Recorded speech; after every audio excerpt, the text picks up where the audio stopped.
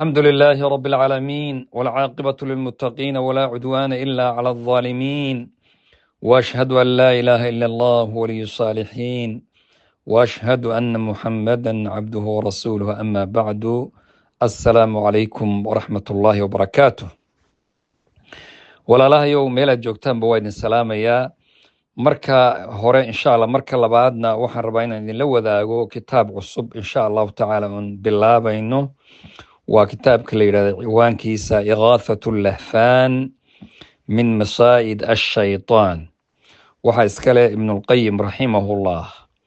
waxaa kaloo ciwaanka aad ku arki kartaa hadaad qorto igaathatu lahfaan min makaa'id ashaytaan.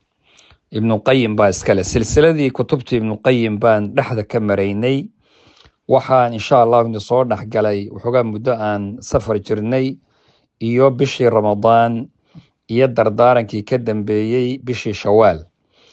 bishii ramadaanna duruus fi ramadaan waa inagii ka hadalay. bishii shawaal dardaaran dheer baan raacinay biidni illaahi tabaaraka watacaala. hadda waa cawda soo laabasho iyo kutubta ibnuqayim iyo silsiladiibuu weli wax inooga dhinnaa. taqriiban kitaabkan wuxuu noqonayaa kitaabkii 9aad oo kutubta ibnuqayim oon aqrino biidni illaahi tabaaraka watacaala. suurada iyo qaabka aan kutubtan u darsayno sidii dadka cusub oon la socon jirin waa suura mukhtasara, waa wax la yidhaha wax lasoo koobay oo la odhan karo khulaasa ama mulakhas ama samary, sami maa shayta sidaa rabtaba dhehe. waa wax yar oo lasoo koobay insha allahu tacaala. kitaabkii loo aqrin jiray erey loo fasiraya ma aha. marka sidaas daraaddeed waxaan sameeyaa kitaab walba mulakhaska ugu muhiimsan ayaan soo koobaa insha allahu tacaala, anigoo isku dayayana inaan 5 daqiiqo aan ka dhiga dersi walba uusan ka badanin. maxaa jira ummadda maanta waad og tahay oo dadkii waa la mashquulay, howlihii kalaa ka batay. marka waxay dhegaysan karaan oo kooban bal in loo soo gudbiyo macaanida kutubta ku jirta in la soo gudbiyo si kooban insha allahu tacaala. si faahfaahsanna dee culimo badan baa kutub badan baa loo aqriyaa oo haddaba kutub kalaan aqrinaayo intii laga bilaabo meesha ugu horeysa gadaal si caadi loo fasiraa sidii kutubta loo fasiri jiray. laakiin kan suura af soomaali ah oo kooban baan 5 daqiiqa duruustan kusoo gudbinaynaa. dad badan oo badan baa ka faa'iideysta oon jaanis kale u helaynin inay kutubta waqti kale ku dhageystaan. marka sidaas daraaddeed baan qaabkan u samaynay biidni illaahi tabaaraka watacaala. waxaan marka dooranaynaa kitaabkan igaathatu lahfaan baan hadda dooranay. igaathatu lahfaan min masaa'id ashaytaan ama igaathatu lahfaan min makaa'id ashaytaan. waxaan rabaa marka hore inaan kelimaadkan hore ee mustalaxaadka kitaab marka la bilaabayo ama la qorayo waxaa fiican mustalaxaadka waaweyn in horta ereyada la fasiro. igaathatu lahfaan maxaa laga wadaa? waa maxay allahfaan aw almalhuuf? masaa'id ashaytaan maxaa laga wadaa? makaa'id ashaytaan maxaa laga wadaa?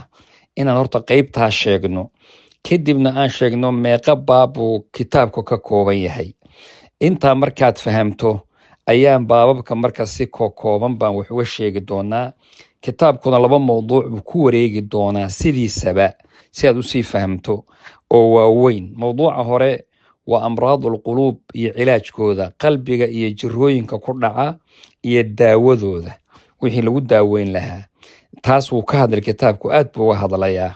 arrinta labaad uu kitaabku ka hadlayna waa makaa'id ashaytaan ama masaa'id ashaytaan.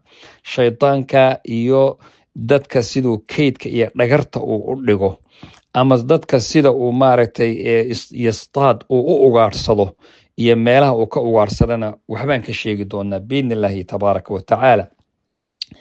marka igaathatu lahfaan marka la yidhaahdo ibnulqayim raximahullah horta kitaabkan wuxuu u alifay baa la yidhahdaa naftiisuu alifay inuu isagu isku waaniyo, inuu isku wacdiyo, inuu alla uga boqo, inuu waxyaabaha masaa'ida iyo makaa'ida shaytaanka intuu ogaado uu barta ka leexdo, dadka muslimiinta ee kalena ay ku intifaacaan. wahaadaa sidaasaana u habboon qof kastaa la yidhaha ama kitaab qoraya ama kitaab aqrinaya. inaad naftaada ugu talagasho intaada dadka kale u gudbin, adigu hays halmaamin naftaada ugu talagal inaad ku intifaacdo khayrka ku jira.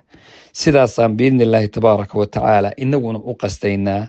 oo ujeedadeyda kutubtan markaan aniga nafteedu aqrinayo igama aha un dadka kale wuxuu sheegay, in badan oo kamid a anigaa wax ka fahma, anigaa wacdi u qaata, anigaa ilaahay subxaanahu wa tacaala inaan uga baqo alla subxaanahu wa tacaala weydiisanaya. wallahu yaclamu dhalika, allana subxaanahu wa tacaala sidaas isagaa ka warqaba. marka insha allahu tacaala qof kastoo kitaabkan dhegeysanaya ama maaragtay waa inaad kow naftaada sii gudbi ayna kaa noqonin, oo dadka kale si aynan aada u noqonin sidii dabkii la shidan jiray.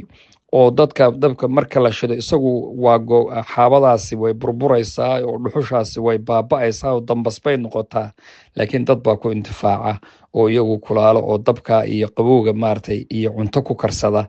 marka adigu ha noqonin qofkii cuntada lagu karsan lahaa ama ummadda kale keliya waxayn lahaaye, adiguna naftaada u noqo biidni illaahi tabaaraka wa tacaala. waa darsigii koobaad kan insha allahu tacaala. wallahu aclam.